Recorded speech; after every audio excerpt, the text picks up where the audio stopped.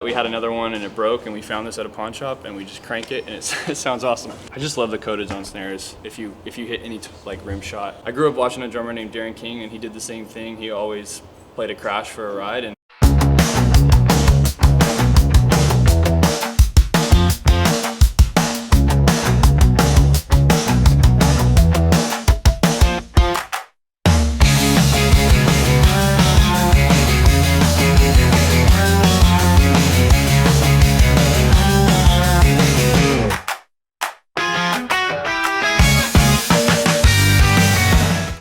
okay, what's up everybody? My name is Troy Bruner. I play drums in a band called Little Image. We're in Chicago today. First off, I have to shout out the best drum company in the world, Franklin Drums. It's my friend Will Chapman, Grady, Tim. They build them in Minneapolis, but a lot of it's based out of Nashville. They are taking over, and so this is what the kit is. It's a brown acrylic, which is really cool. You can't fully tell, but it's got a little see-through energy, a little bit of sparkle with the wood hoops. And this is a 22 by 13, which is weird and cool and punchy. This is a 13-inch by 9, and this is a 16 by 16 classic. Yeah, best drum company in the world.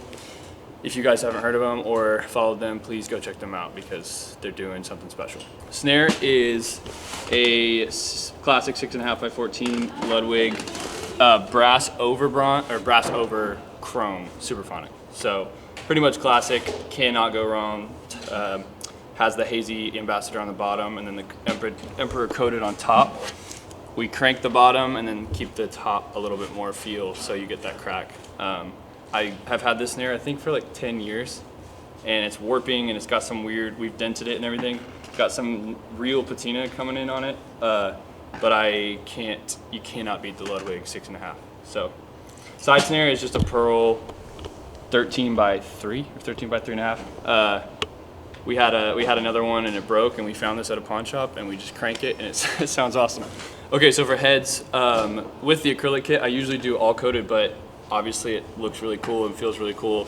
We have the Power Stroke clears on both the 13 and the 16. These obviously give it a little bit more of, it sings a little bit more, and that's what you want on the acrylic. So they're sounding amazing. And then on the snare head, I always do the Emperor coated no matter what. It lasts the longest. I hit probably too hard, so it gives me more life. And it sounds perfect. Bottom of the toms, we're doing the clear ambassadors on the bottom. Like a little less muffling on the bottom so they can sing more. And then the hazy ambassador on the bottom of the snare. Sometimes I'll get the double ply if I'm breaking them, but I haven't been recently. Kick, we have the Power Stroke 3 Remo clear as well, because you can see through and it sounds perfect. Super punchy, super huge. Same on the front, it's just the front head version of it with the Franklin badge. And then the side snare, Emperor coated as well. I just love the coated on snares. If you hit any like rim shot, if you're that guy, then I think the coated is the way to go, because the ambassadors just start to break in that setting. So the Emperors have been perfect. Okay, cymbals, have to thank Eric Gross at Zildjian.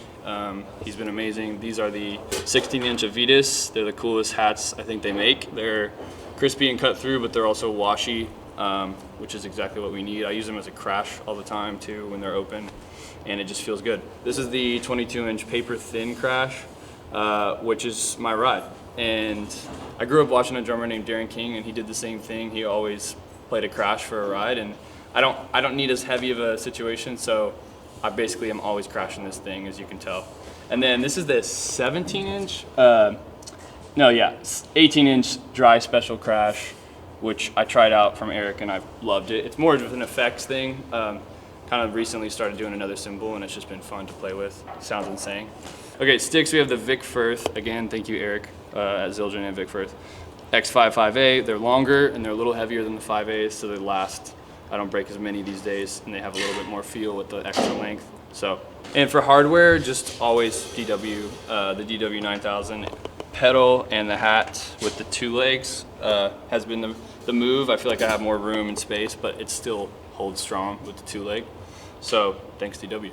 This is the vinyl attachment for the tambourine. You can see it's been beat up, but it has this single layer. They make the ones with the 2 layers. The single layer, I think, gets in the way less, but still gives you that feel when you're playing live and just hi-hatting along. So, then these are some vintage bells that I recently found. Cowbells. They're rusting and rotting, but they happen to be in the couple of the keys our music is in, and they've been fun to mess around with, especially with the tambourine. So.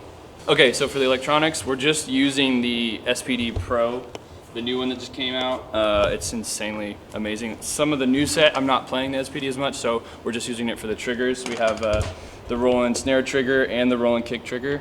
And basically every song is, taking from the record so we can blend the two, and it sounds extra special. MIDI is triggering the roll-in per song so that I don't have to change the song or even a verse to chorus change. It just does it by itself.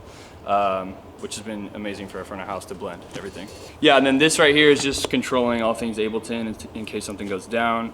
I just have control over it. We've been rocking it that way for a long time.